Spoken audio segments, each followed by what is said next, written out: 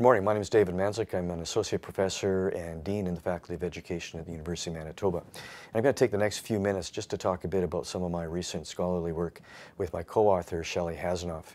We've written a book recently called Case Studies in Educational Foundations, Canadian Perspectives, and it involves 30 case studies that looks at myths, bandwagons, and moral panics, specifically as unwarranted certainties.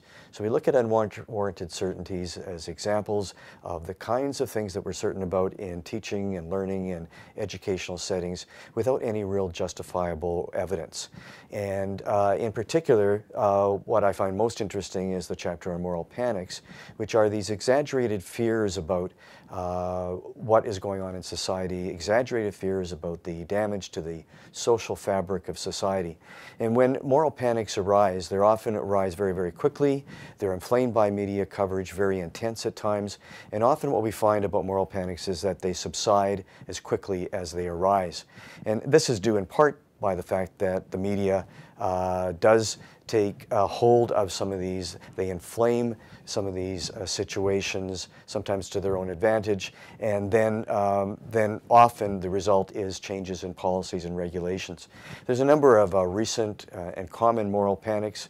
One in particular involves the achievement in math of early and middle years teachers and their students, and so there's quite a concern about improving the state of things based on pan-Canadian and international test scores.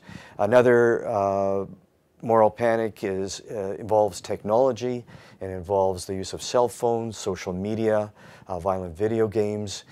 Particular cell phones and social media can cause a problem in classrooms, and often you find staffs in schools very divided as to whether or not they should be used for educational purposes or not.